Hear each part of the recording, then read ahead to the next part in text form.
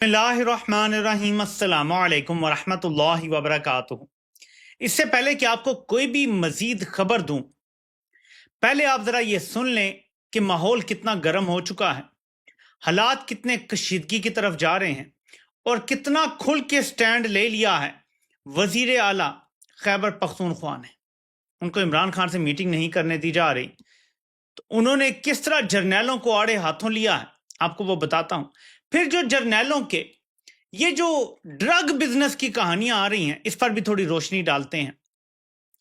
عمران خان کو کمپنی کے کچھ فرنٹ مینوں کی طرف سے کیا مشورہ دیا جا رہا ہے وہ بھی بتاتا ہوں، اور فیلڈ مارشل صاحب کا ارادہ کیا ہے، مقصد کیا ہے، اور بلی تھیلے سے باہر آ چکی ہے وہ بھی بتاتا ہوں۔ لیکن پہلے ذرا یہ سنیں، یہ بہت امپورٹنٹ ہے۔ یہ مجھے ابھی یہ ویڈیو ملی ہے، تو میں نے سوچا کہ آپ کے ساتھ یہ پہلے شیئر کروں۔ یہ آج ہی کی ہے، ابھی سے شاید 1.5-2 گھنٹے پہلے کی ہے۔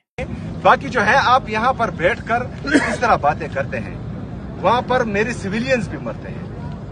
فوج جو مر رہا ہے وہ بھی فوجی بھی میرا بھائی ہے، وہ بھی شہید ہو رہا ہے، سویلین بھی شہید ہو رہا ہے۔ کیوں؟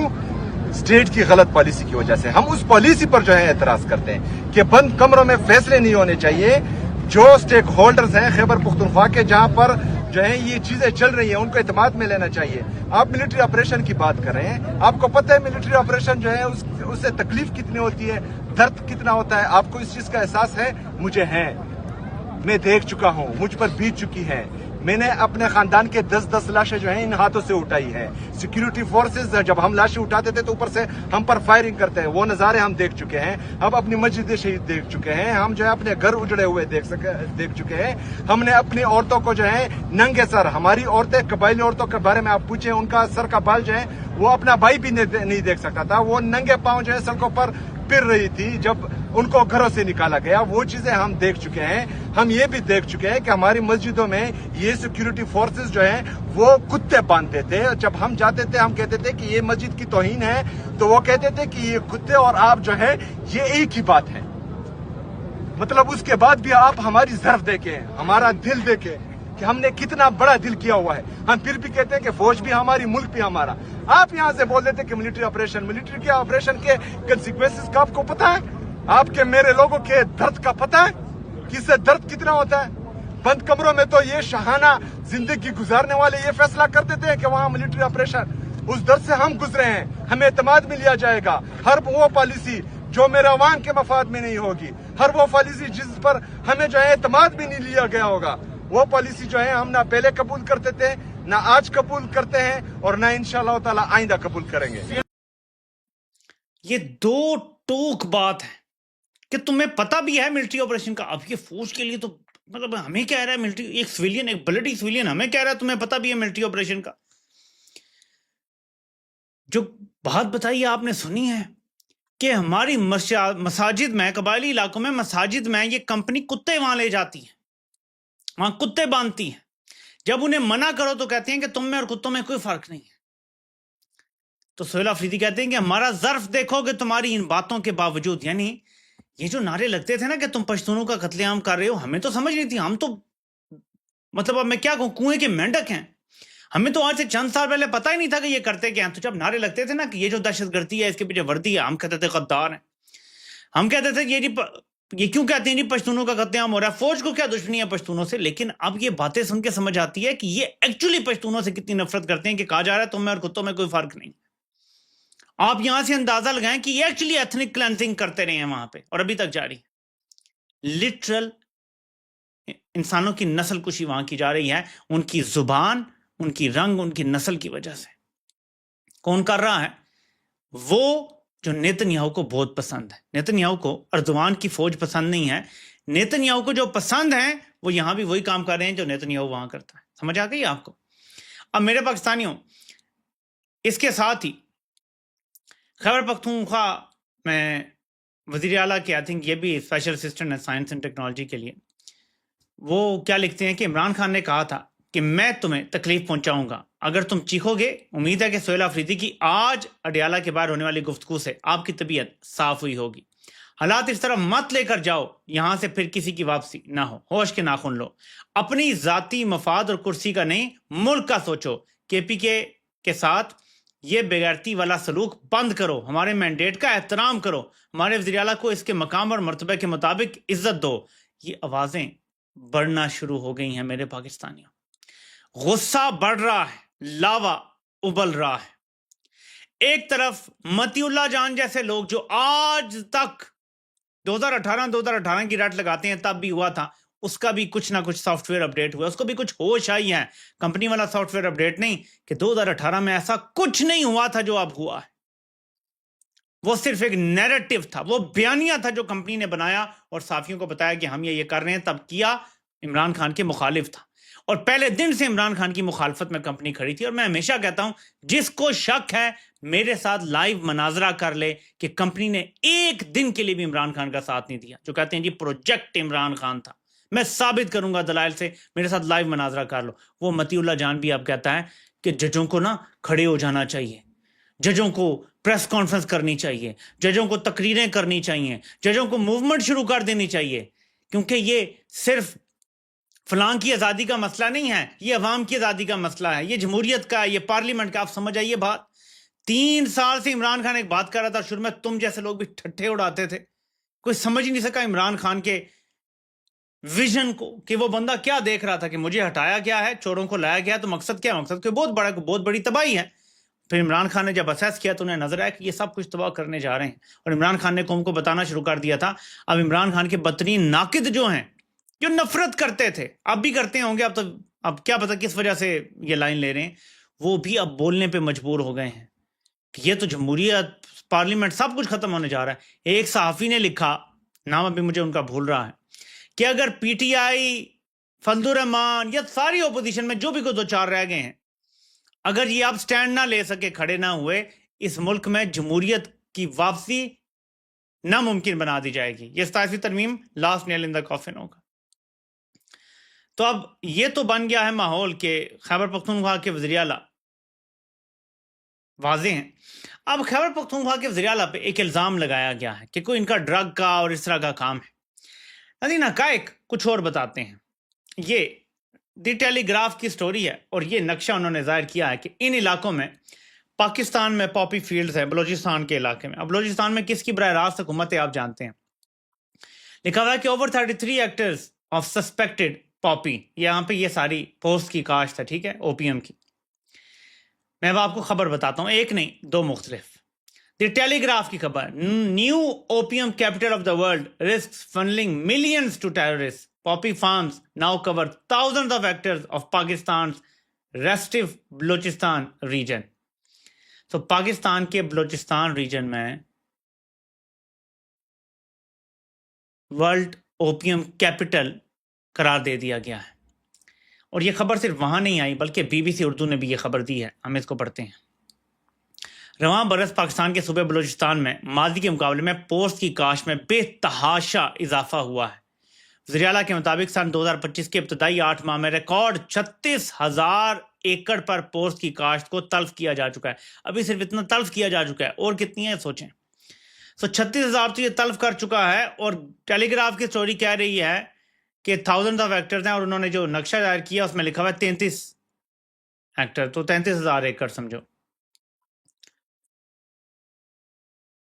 اب یہاں سے آپ اندازہ لگائیں کہ دنیا کو تو یہی بتایا جاتا ہے نا، ہم نے تلف کر دیا ہے، ہم نے یہ کر دیا ہے، ہم نے وہ کر دیا. فصل سے جو لینا ہے وہ لے کے ہم نے تلف کر دیا ہے، پھر اگاؤ، ہم نے تلف کر دیا ہے. اب میں سوچ میں پڑ گیا ہوں کہ پاکستان اور افغانستان کو پہلے کہتے تھے opium capital of the world, جب یہ جہاد چل رہا تھا روس کے خلاف، کر کون رہا تھا؟ ہمارے جرنیل ہی کر رہے تھے نا، اور کون کر رہا تھا؟ انہی کے نمائندے تھے وہاں پہ، اکاتے تھے، انہی پیسوں سے ہم فنڈنگ کرتے تھے. ٹھیک ہے، امریکہ کو بگرام ایئر بیس چاہیے، لیکن امریکہ ہمیں اس بار ٹکا نہیں دے رہا. صرف کہہ رہا ہے جی کہ میں فیلڈ مارشل کو 5 سال چاہیے، 10 چاہیے، لے ہمیں بگرام ایئر بیس لے کے تھے. معدنیات ہیں، چین سے دوری ہے، بہت ساری چیزیں ہیں. بدلے میں امریکہ کچھ نہیں دے رہا، مال نہیں مل رہا، صرف آئی ایم ایف سے پیسے مل جاتے ہیں. تو کیا ساتھ ہمارے جرنیلوں نے، کیا یہ کوشچن ہے، اجازت لے لی ہے کہ ہمیں وہی کام کرنے دیا جائے جو ہم نے 1979 کے جو جنگ ہوئی تھی اس میں فنڈنگ کرنے کے لیے یہ کیا تھا، تاکہ ہم اپنے خرچہ تو نکال سکیں. تو ہم خرچہ ہم نکالیں گے, آپ کو دینے کی ضرورت نہیں ہے, آپ ہم پہ کوئی رکاوٹ نہیں ڈالیں گے, کوئی انٹرنیشنل سینکشنز نہیں ہوں گی, کوئی بدنامی نہیں ہوگی ہماری, اور اس کے بدلے ہم آپ کو بگرام ایئر بیس لے کے دیں گے, یا اس کے بدلے ہم معدنیات دیں گے, یا اس کے بدلے اور کچھ نہ بھی کریں ہم چین سے دوری اختیار کر لیں گے. اور یہ اجازت مل سکتی ہے. ٹرمپ بزنس ٹرانزیکشن ٹائپ بندہ ہے, وہ کہے گا ٹھیک ہے تم یار اپنے ملک میں کاشت کر رہے ہو, مجھے کیا ٹھنڈ ہے, جاؤ کرو کاشت, جو کرنا ہے کرو.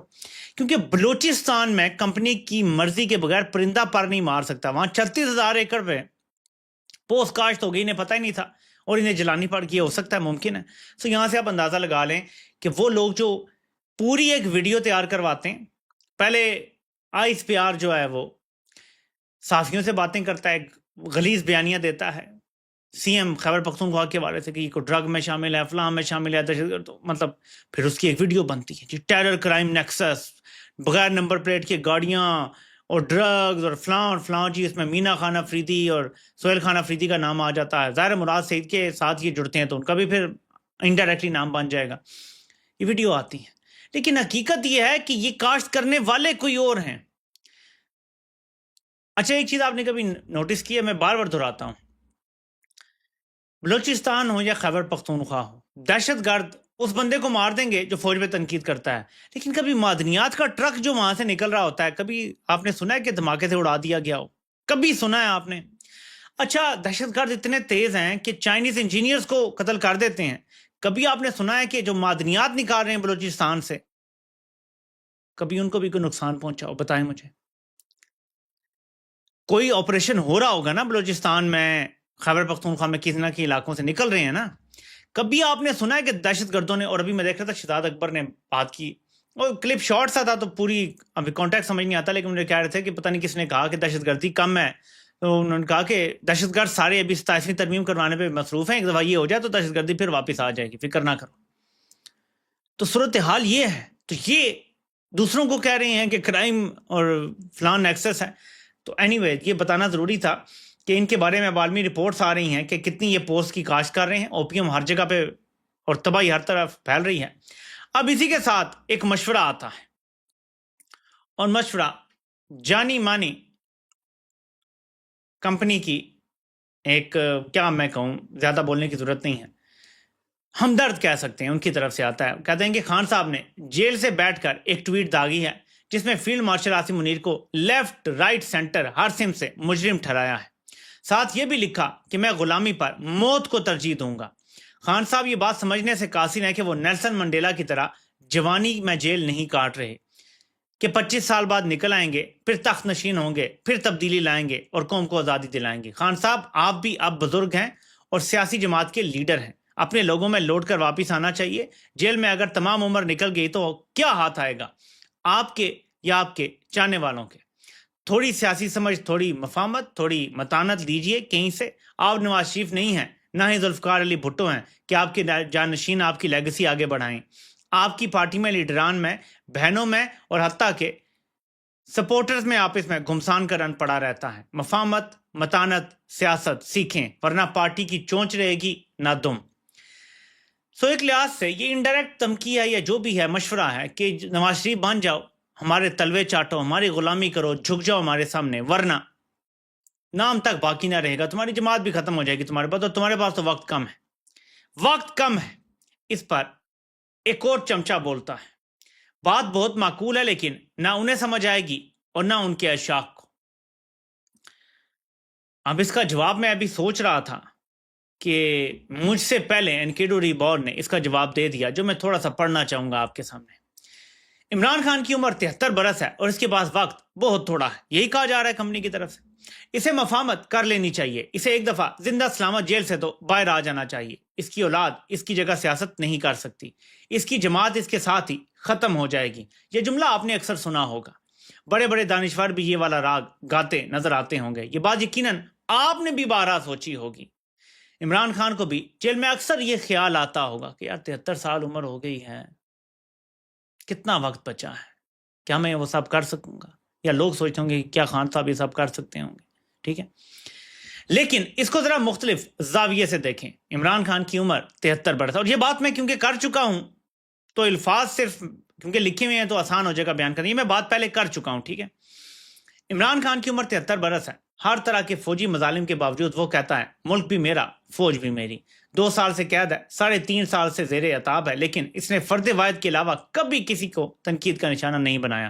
یہ بات میں کل بھی کر چکا ہوں کہ عمران خان کیوں فوج کو بطور ادارہ بچانا چاہ رہے ہیں، کیونکہ انہیں پتہ ہے کہ ایک دن میں نے چیف ایگزیکٹو بننا ہے اور اسی فوج کی کمانڈ میں نے سنبھالنی ہے۔ اگر فوج بیرکوں میں جائے گی تو کمانڈ ڈائریکٹلی وزیر اعظم کے نیچے ہوگی، صدر کے نیچے ہوگی، کسی اور کے نیچے نہیں ہوگی۔ تو اب سنیں، عمران خان 3 سال سے زیر عتاب ہیں، لیکن پھر بھی انہوں نے فرد واحد کے علاوہ کبھی کسی کو تنقید کا نشانہ نہیں بنایا۔ عمران خان فوج کا آخری چانس ہے جو فوج کو سیاست سے واپس بیرکوں تک سیف ایگزٹ دلوا سکتا ہے۔ اور سن سو جیسے کہتا ہے نا کہ اگر آپ کے انیمی کو ایگزٹ چاہیے تو اسے گولڈن برج بھی بنا کے دینا پڑے، یعنی سونے کا پل بھی تمہیں بنا کے دینا پڑے، تو اسے سیف ایگزٹ دو، یہ تمہاری جیت ہوگی۔ فوج مکمل ناکام ہے، پہلی مرتبہ امریکی جنگ مفت میں لڑنا پڑ رہی ہے، کیونکہ پہلے پاکستان امریکہ کی مجبوری ہوا کرتا تھا، اب ایک فیلڈ مارشل کے تسلط کے دوام کی مجبوری امریکہ ہے۔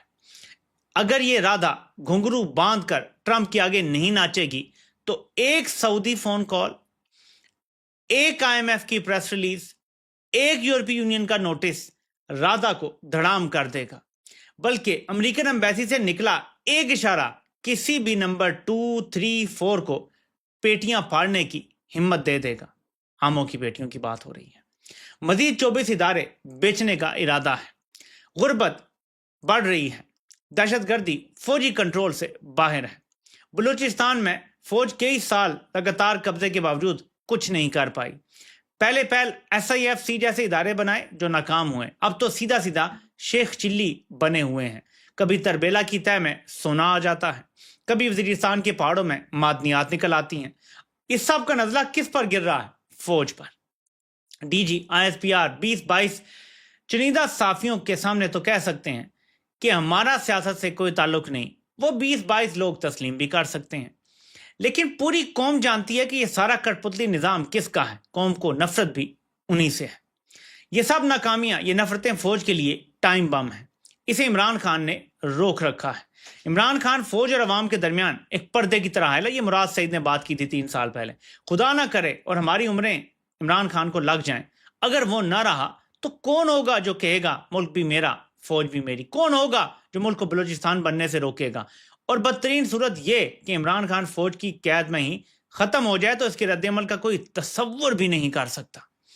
بھٹو کے بعد بھٹو کی بیٹی مین سٹریم سیاست میں آ گئی، اس کی سیاسی وراثت زندہ رہی۔ عمران خان کی اولاد سیاست میں نہیں آئے گی، اس کی لیگسی کوئی بے نظیر، کوئی بلاول طے نہیں کرے گا، عوام طے کریں گے، عوامی جذبات طے کریں گے، بالکل ویسے جیسے بلوچستان اور کشمیر میں طے کر رہے ہیں، گلگت بلتستان میں طے کر رہے ہیں، بالکل ویسے جیسے عام سے نوجوان کی جماعت PTM دیکھتے ہی دیکھتے ملک کی ہر پشتون پاکٹ میں مقبول ہو گئی تھی۔ یہ بھی عمران خان کی کرم نوازی کہ فوج مخالف سبھی جذبات اب اس کے ساتھ ہیں اور PTM کھڈے لائن لگ چکی ہے۔ عمران خان کی عمر 73 برس ہے، فوج کے پاس وقت بہت کم ہے۔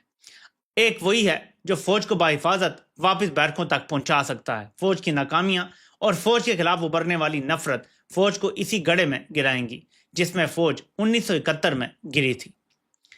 یہ میرے پاکستانی ایک کمپریہنسو بات ہے، کسی کو سمجھ آئے تو ٹھیک، نہ سمجھ آئے تو تب بھی ان کی مرضی۔ اب آتے ہیں ناظرین، پاکستان باڈی بلڈنگ ایسوسی ایشن کے سربراہ اور فواد چودھری اینڈ کو کی ان سے ملاقات۔ اب مجھے اس کے علاوہ تو اس ملاقات کی کوئی وجہ سمجھ نہیں آتی کہ فواد چودھری نے باڈی بلڈنگ ایسوسی ایشن کے سربراہ سے 6 پیک بنانے کے کوئی مشورے لیے ہوں گے، اپنے آپ کو متناسب کیسے بنانا ہے، فزیکل سٹرینتھ کیسے حاصل کرنی ہے، بھاگنا کیسے ہے، دوڑنا کیسے ہے، فٹ کیسے رہنا ہے، یہ مشورے کیے ہوں گے۔ لیکن دعویٰ یہ ہے فواد چودھری کا کہ انہوں نے ملک کو بچانے کے لیے جو ہے نا وہ مشورے کیے ہیں۔ اب اللہ بہتر جانتا ہے کہ ان ملاقاتوں سے کیا نکلے گا، لیکن میں آپ کو ایک بتا سکتا ہوں چیز، اور وہ اب فیلڈ مارشل کی طرف آنے جا رہی ہیں معاملہ۔ میرے پاکستانیوں صورتحال یہ ہے کہ عمران خان نے فیلڈ مارشل کو ذہنی مریض کہا اور اطلاعات یہ آ رہی ہیں کہ وہ ذہنی مریض مزید پاگل ہو چکا ہے۔ کہا یہ جا رہا ہے کہ اب اطلاعات جو چھوڑی جا رہی ہیں، شوشے جو چھوڑے جا رہے ہیں کہ جی فیض حمید کا 20 نومبر تک فیصلہ ہو جائے گا اور اس کے بعد عمران خان کے خلاف بھی اسی کو ساتھ جوڑ کے کارروائی شروع ہو جائے گی۔ اس وقت تک 27ویں آئینی ترمیم بھی کر لی جائے گی، جس کا اجلاس بلا لیا گیا ہے۔ کل کابینہ کا اجلاس ہے جس میں 27ویں ترمیم منظور ہوگی کابینہ میں اور اس کے بعد پیش ہو جائے گی۔ کہا یہ جا رہا ہے کہ اس ترمیم کے بعد کیونکہ ہر چیز اپنے کنٹرول میں ہو جائے گی، ہر چیز کو جائز قرار دے دیا جائے گا، قانون آئین سب ختم ہوگا، تو اس کے بعد پھر یہ کام کیا جائے گا۔ خوف اتنا پھیلا دیا گیا ہے کہ کوئی رد عمل نہیں آئے گا، لیکن دوسری طرف رد عمل بھی تیار ہے اور سہیل آفریدی کا آپ نے رویہ دیکھ لیا ہے۔ لیکن یہ شوشے چھوڑے جا رہے ہیں کہ دیکھیں جی، دیکھیں دو طریقے، کیرٹ اینڈ اسٹک۔ ایک طرف مشورے دیے جا رہے ہیں کہ نواز شریف بن جاؤ، معافی مانگ لو، باہر نکل آؤ، ملک سے باہر چلے جاؤ، یا خاموش ہو کے بیٹھ جاؤ۔ یہ مشورے بھی دیے جا رہے ہیں۔ ایک طرف یہ ہے کہ اب فیض حمید کو بھی سزا دینے جا رہے ہیں۔ 4 جو فیض حمید نے 90 گواہ پیش کیے تھے، 4 نے گواہی دے دی ہے۔ باقی پتہ نہیں کتنے گواہ ہیں، کون سے گواہ ہیں، سب کی ہوگی گواہی نہیں ہوگی، لیکن کہا جا رہا ہے کہ اسی مہینے میں یا اسی مہینے ڈیڑھ میں اس کا فیصلہ کر دیا جائے گا۔ میری ذاتی رائے پوچھیں تو جرنیل کبھی جرنیلوں کو سزا نہیں دیتے، اور اگر دے بھی دیں تو وہ کبھی سزا ہوتی نہیں ہے، پردے کے پیچھے سے یہ سب معاملات طے کر لیے جاتے ہیں، کیونکہ پتہ ہے کہ ایک جرنیل کو سزا ہوئی تو باقی صاحب کو فیوچر میں بھی ہوگی۔ لیکن یہ کہانیاں چھوڑی جا رہی ہیں کہ عمران خان کو اس کے ساتھ جوڑا جائے گا اور پھر ان کو شدید ترین سزا دی جائے گی۔ اب ان ساری چیزوں کا ظاہر بدلہ ہے، کیونکہ عمران خان تگڑی زبان استعمال کر رہے ہیں، تو ادھر غصے میں وہ کہتا ہے میں تم دوں گا، اس کو ایسے کر دے سا، ویسے کر دے سا، یوں ہو جائے گا، اس کو تو میں دیکھ لوں گا، یہ نکل کے دکھا۔ اس طرح کی باتیں آپ کو پتہ رپورٹ ہو چکی ہیں۔ اب تھوڑا سا آگے آتے ہیں کہ ہوا کیا ہے، ہمارے ساتھ ہو کیا رہا ہے۔ میں آپ کو مسلسل کہہ رہا ہوں کہ 2 سال فیلڈ مارشل کو قبول نہیں ہے۔ مسلسل میں آپ کو یہ بات بتا رہا ہوں کہ فیلڈ مارشل نے اتنا سارا یہ کھیل کھیلا ہے، کیا 2 سال صرف آگے کرانے کے لیے؟ وہ چاہتا ہے کہ 5 سال تک ہو۔ اب یہ قصہ کھل گیا ہے، اور یہ سب سے پہلے خبر دی ہے اجمل جامی نے کہ جی ترمیم میں کچھ ایسا ہوگا کہ ایک نیا عہدہ جو ہے وہ آئینی کور ملے گا، جیسے فیلڈ مارشل کا عہدہ ہے یا کمانڈر ان چیف، کوئی بھی عہدہ کہہ لیں، عہدہ میٹر نہیں کرتا، ایک عہدہ ہوگا، کریٹ کیا جائے گا آئین میں۔ اور اس کے بعد اس عہدے کے جو بھی طریقہ کار ہوں گے، لیکن اس کے بعد ایک نوٹیفیکیشن جاری ہوگا کہ کیونکہ اب آئین میں ایک نیا عہدہ بنایا گیا ہے تو ایک نوٹیفیکیشن ضروری ہے۔ یہ نوٹیفیکیشن جاری ہوگا نومبر 2025 سے لے کر نومبر 2030 تک، 5 سال۔ ساری گیم یہ ہے، آئینی ترمیم گما پھرا اصل۔ پہلی آئینی ترمیم کروائی گئی، لے دے کیا ہوا میں اب آپ کو بتا دیتا ہوں کہ دیکھیں شریفوں زرداریوں کو ہمیشہ گلہ رہا ہے جی کہ جج ہمارے خلاف سازش کرتے ہیں، جج ہم ایگزیکٹو کے کنٹرول میں دے دیتے ہیں، ججوں کو آپ کریں کنٹرول، لیکن بدلے میں ہماری آپ مدت 3 سے 5 سال کرتے ہیں۔ آئینی ترمیم ہوئی اور اس کے بعد ایک قانون آتا ہے اور ملٹری جو ہے وہ قانون تبدیل کر کے آرمی ایکٹ کا، اور 5 سال کر دی جاتی ہے مدت۔ اب ایسے ہی یہ ترمیم آ رہی ہے، اس میں انہیں کہا جائے گا کہ یہ چیزیں آپ لے لیں اور ہمارے لیے ایک یہ عہدہ تیار کریں جو ریاست کا مالک ہو، جس کے نیچے ساری فوجیں ہوں اور جس کی مدت 5 سال ہو، تاکہ اگلے الیکشن بھی فیلڈ مارشل صاحب اپنی نگرانی میں کرائیں اور اپنی 30 کے بعد کی ایکسٹینشن بھی پکی رکھیں۔ یہ اصل گیم، اور یہ مدعا کھل کے اب بالکل واضح ہو گیا ہے کہ مسئلہ 2 اور 5 سال کا ہی تھا، اور جاتی عمرہ میں ملاقات کا یہ دوسرا نتیجہ ہے۔ پہلا وہ کہ اسحاق ڈار نے اونرشپ دی، لوگ جو کہہ رہے ہیں کہ ISI ہے وہ میں نہیں اس سے مانتا، ان سے ڈیمانڈ یہ کی گئی تھی کہ اس بار آپ اونرشپ دیں گے، وہ اونرشپ دے رہی ہے نون لیگ، اس بار پوری اونرشپ دے رہی ہے، حالانکہ انہیں ابھی بھی مسودہ نہیں دیا گیا، اس بار وہ پوری اونرشپ دے رہے ہیں۔ اور دوسری چیز یہ کہ 5 سال کا نوٹیفیکیشن ہوگا، 27 نہیں بلکہ 30 تک میں نے چلنا ہے، اس کے بعد دیکھا جائے گا کہ آگے کیا ہوتا ہے۔ تو یہ 2 چیزیں اب کلیئر ہو گئی ہیں۔ ایسے میں جو خیبر پختونخوا حکومت کے ترجمان ہیں ان کا ذرا یہ بیان سنیں۔ 12,000 کنال کی پوسٹ کاشت کی جاتی ہے پیرا میں، لگا کہ براہ راست اس سے جو ٹیررسٹ ہوتے ہیں وہ فائدہ اٹھاتے ہیں۔ کیا آپ سمجھتے ہیں کہ واقعی ٹیررزم کے لیے یہ سب سے بڑی وہ ہے؟ یہ کہاں پہ کاشت کی جاتی ہے؟ آپ اس پیار نہیں کہا تھا، آپ کیا اس پہ کمنٹ آپ کیا؟ نہیں، دیکھیں یہ بڑا امپورٹنٹ کوشچن ہے، اور میں یہ چاہوں گا کہ جتنے کیمریز ہیں یہ ذرا اس کو کور بھی کر لیں۔ دیکھیں DG ISPR صاحب نے یہ بات پچھلے دن جو صحافیوں سے وہ ملے ہیں تو وہاں پہ انہوں نے یہ چیز منظر عام پہ لائی ہے۔ اب میرا DG ISPR سے بڑا سمپل سے اور سادہ سا سوال ہے کہ پچھلے مہینے ٹیلی گراف کی رپورٹ شائع ہوئی ہے جس میں بلوچستان کو OPM کیپٹل قرار دیا گیا ہے۔ اب بلوچستان میں کس کی حکومت ہے، وہاں پہ راج کس کا ہے، وہاں کے جو بارڈرز کی سیکورٹی کس کے پاس ہے؟ اب یہ بہت بڑا اہم سوال ہے جو آپ DG ISPR صاحب سے پوچھ لیں، جو ٹیلی گراف کی رپورٹ ہے۔ اس سے بڑھ کے یہ جو رپورٹ کی بات آپ کر رہے ہیں، دونوں صحافی جن کے نام لیے جا رہے ہیں اس رپورٹ کے حوالے سے، ان دونوں نے اس کی تردید کر دی ہے۔ اب کیا جس طریقے سے اس رپورٹ کو پھیلایا گیا، جس طریقے سے صوبے کے خیبر پختونخوا کے الیکٹڈ سی ایم کی تصویر لگا کے مینا خان افریدی صاحب کی تصویر لگا کے وہ رپورٹ شائع کی گئی، کیا اسی طریقے سے اس رپورٹ کی تردید ہوگی؟ اور اس سے بڑھ کے یہ کیا لوگوں کی کمی پڑ گئی تھی کہ اب آئی ایس پی آر جو محکمہ ہے وہ اس چیز کے لیے رہ گیا ہے؟ تو یہ وہ سارے سوالات ہیں جو میں آپ کے پاس چھوڑ کے جا رہا ہوں کہ نیکسٹ ٹائم جب بھی آپ کی ملاقات D G I S P R صاحب سے ہو تو ان کے سامنے یہ سوال ضرور رکھیے گا جو بلوچستان کے حوالے سے او پی ایم کیپٹل کی آج تک کبھی کسی میں جرت ہوئی ہے سٹنگ حکومت میں کہ ایسے D G I S P R سے کھلا سوال پوچھے، ہاں بتاؤ نا ذرا او پی ایم کی کاشت کون کرتا ہے بلوچستان میں؟ اور جس صحافی کا نام لے کے تم نے وہ جعلی ویڈیو جاری کروائی ہے اس نے تو تردید کر دی ہے، تو کیوں سی ایم کے پی کے خلاف یہ کیمپین چلا رہے ہو؟ ایک طرف 12,000 کنال کا الزام لگایا گیا ہے، اصل الزام یہ 36,000 ایکڑ کا ہے، کنال کہاں ایکڑ کا، یعنی یہ الزام لگائیں گے دوسروں پر، یہ جی ٹیرر کرائم نیکسس ہے۔ تم لوگ بلڈی ووٹ نہیں بخشتے، تم کسی کو پوسٹ کی کاج کرنے دو گے، تم تو گولی مار دو گے ایسے بندے کو اگر تمہارے خلاف ہو کوئی۔ تو اس لیے اب ساری دنیا جانتی ہے کہ کون جرائم کرتا ہے، کس کا کنٹرول ہے۔ پاکستانیوں کو پتہ نہیں تھا، اب پاکستانیوں کو بھی پتہ چل گیا ہے۔ سو اب کچھ چھپا ہوا نہیں ہے، امریکہ پہلے سے جانتا ہے، چین پہلے سے جانتا ہے ملک کون چلاتا ہے، جرائم کون کرتا ہے، دہشت گردی کہاں سے آتی ہے، کس کس کا نیکسس ہے، سب پتہ ہے عالمی طاقتوں کو، وہ پھر بھی ان کو سپورٹ کر رہے ہیں، لیکن پاکستانیوں کو پتہ نہیں تھا۔ اب پاکستانیوں کی آنکھیں کھل گئی۔ ایسا آپریشن کیا ہے ڈاکٹر عمران احمد خان نیازی نے کہ یقین مانیں ایسی نظر کبھی ٹھیک نہیں ہو۔ اب یہ ذرا پاکستان کے حالات ملاحظہ کریں۔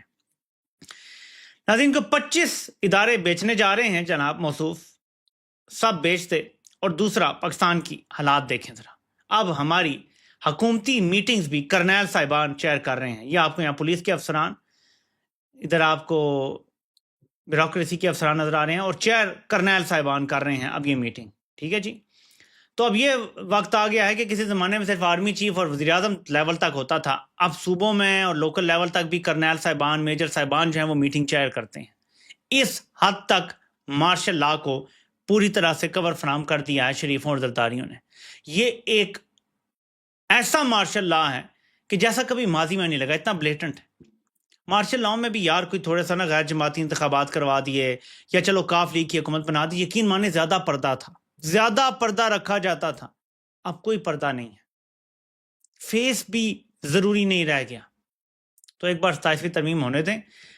ابھی ایک سب سے جو عجیب و غریب خبر پتہ چلی ہے، جو بات پتہ چلی ہے وہ یہ ہے جی کہ وہ نعیم اشرف بٹ صاحب جو آر وائی کے رپورٹر ہیں، انویسٹیگیٹو جرنلسٹ ہیں، وہ کہتے ہیں جی کہ دیکھیں نا، فضل الرحمان نے بتایا ہے تحریک تحفظ آئین پاکستان کو کہ جب بلاول آیا میرے پاس تو وہ بڑا پریشان تھا کہ پتہ نہیں یہ کیا ہو رہا ہے، ہم کچھ کر نہیں سکتے، یہ تو بس اب یہ آ گیا ہے، مطلب جیسے بلاول کو کوئی فکر ہے کہ آئین میں تبدیلی ہونے جا رہی ہے۔ ان کی ڈبل گیمز ہیں، کہانیاں یہ ڈالیں گے، اور اینڈ میں یہ ہوگا جی کہ 28ویں ترمیم کے ساتھ جو بڑی چھیڑ چھاڑ ہے نا وہ ہم نے رکوا دی ہے، باقی جو مرضی ہوتا رہے، ہمیں کیا لگے، ہماری تو صوبے میں حکومت ہے، ہمیں کیا لگے وفاق میں کیا ہو رہا ہے۔ بیسیکلی ان لوگوں نے پاکستان کے ٹکڑے کر دیے ہیں۔ کمپنی بلوچستان پہ مکمل قبضہ کر چکی ہے، سندھ پیپلز پارٹی کے حوالے کر دیا گیا ہے، اور پنجاب نون کو دینے کی کوششیں ہیں، لیکن ظاہر ہے کہ پنجاب میں ریزسٹنس تھوڑی زیادہ ہو رہی ہے، سندھ میں قبضہ زیادہ پکا کیا ہوا ہے، عوام کا نہیں، عوام تو پہلے سے ہے، لیکن وہاں سسٹم ایسا بنا دیا ہے کہ وہاں فارم 47 پکڑنا اندر جا کے اندرون سندھ میں بڑا مشکل ہے، کیونکہ وہاں جتنا بھی سٹاف ہے وہ بھی انہی لوگوں کا جو ہے وہ ظلم سے ڈرتا ہے۔ تو بیسیکلی یہ توڑ چکے ہیں پاکستان کو، اور ٹکڑے ہو چکا ہے پاکستان ان لوگوں کی وجہ سے، حصے بنا دیے گئے ہیں۔ اب صرف یہ ہے کہ حصے پر لڑائی ہو رہی ہے کہ تم زیادہ لے گئے، تم کم لے گئے، تم کم لے گئے تو ہمیں زیادہ دو، ہمیں زیادہ دو، یہاں تک کہ وزیر خزانہ کا بیان چل رہا ہے کہ ہمیں خرچے کم کرنے پڑیں گے فوج کو اکوموڈیٹ کرنے کے لیے، یعنی فوجی بجٹ بڑھانا پڑے گا، فوج کو مال کی ضرورت۔ او بھائی اگر او پی ایم کی کاشت ہو رہی ہے تو اس سے تو اربوں ڈالر کمائے جا سکتے ہیں، تو پھر کیا ضرورت ہے بجٹ بڑھانے کی؟ اس غریب قوم کا تو آپ کو تو بجٹ کم کر لینا چاہیے۔ اگر یہ اتنے بڑے پیمانے پر کاشت ہو رہی ہے تو پھر تو میں سمجھتا ہوں آپ کا بجٹ زیرو ہو جانا چاہیے، آپ کا بجٹ تو اسی سے پورا ہو جائے گا۔ Opium capital of the world کا آپ کو مطلب پتہ ہے کہ پوری دنیا میں سپلائی جا رہی ہے، پوری دنیا میں، اس کا مطلب تو یہی بنتا ہے اتنی کاشت کا۔ تو اینی وے پاکستانی قوم پہ کبھی بھی جرنیلوں کو نہ رحم آیا ہے اور نہ آئندہ آئے گا، اس لیے پاکستانی قوم کو خود کھڑا ہونا پڑے گا۔ ججز کو اب میرا پیغام ہے، منصور علی شاہ صاحب، عطر من اللہ صاحب، آپ دو وہ ججز ہیں جنہوں نے قاضی فائزی صاحب کو مضبوط کیا، اور پھر وہ ڈریکولا جو ہے ہمارے اوپر مسلط ہوا۔ اس ڈریکولا کو مسلط کروانے کی ذمہ داری آپ پر ہے، اور قاضی فائدیسہ کو مسلط کرانے کا جو گناہ آپ نے کیا اس کا کفارہ ادا کرنے کا وقت آ چکا ہے۔ Now is the time. اگر کوئی جج آپ کے ساتھ کھڑے ہیں، اگر وہ اس کے لیے تیار ہوتے ہیں، انہوں نے جرائم نہیں کیے، منیب اختر نے جرم نہیں کیا، جیسے عائشہ ملک صاحبہ نے جرم نہیں کیا، تو وہ نہیں بھی آپ کے ساتھ کھڑے ہوتے تو بنتا ہے۔ لیکن اگر راضی ہوتے ہیں جتنے جج، تو ایک اکٹھی پریس کانفرنس کریں۔ آپ آئین اور قانون کو سب سے بہتر جانتے ہیں اس ملک میں، آپ سے بہتر کوئی بھی نہیں جانتا، آپ جانتے ہیں آئین اور قانون ایون مڑی ہوئی شکل میں بھی جس صورت میں ہے اس کے اندر رہتے ہوئے ایک پریس کانفرنس کریں اور پورے سسٹم کو بے نقاب کر دیں۔ رپلز جائیں گے بڑے دور تک کہ سپریم کورٹ کے ججز بولنے میں مجبور ہو گئے ہیں، اور اگر آپ ساتھ بٹھا سکتے ہیں ہائی کورٹ کے 5 بہادر ججز کو تو ساتھ بٹھا کے پریس کانفرنس کریں، آپ بتائیں کہ یہ سب ہونے جا رہا ہے۔ آپ لوگوں کا تو کوئی نہیں، آپ تو ریزائن بھی کر دیں گے، آپ تو اچھے بھلے کھاتے پیتے گھرانے سے، منصور علی شاہ صاحب آپ تو کھاتے پیتے گھرانے سے، آپ کو کیا فرق، آپ کو یہ نوکری تو نہیں چاہیے۔ تو آپ لوگوں کو یہ کہنا چاہیے کہ ہمیں ضرورت نہیں ہے ان نوکریوں کی، ہم تو عوام کی خدمت کرنا چاہتے تھے، لیکن اب یہ حالات ہو گئے ہیں، ہم آخری وقت تک کھڑے رہیں گے، آخری دن تک کوشش کریں گے آئین کو بچانے کی، عدلیہ کو بچانے کی، لیکن this is what's happening now is the time before the 27th amendment ہو گئی، دی اینڈ ہے۔ پھر آپ گاڑی چلے جائیں، بہتر ہے، پھر بیٹھنے کی کیا ضرورت ہے، پھر تو اسلام آباد ہائی کورٹ کے ججز بھی ریزائن کر کے گھر چلے جائیں تو بہتر ہے، جو عوام کو تھوڑا سا ریلیف مل جاتا ہے وہ بھی ختم ہو جائے گا، بس ٹھیک ہے، عوام کا پھر اللہ حافظ ہے۔ تو یہ میرا مشورہ ہے، آپ کو، آپ عمل کرتے ہیں تو ٹھیک ہے، کیونکہ کفارہ آپ نے ادا کرنا ہے، آپ کو کرنا ہوگا۔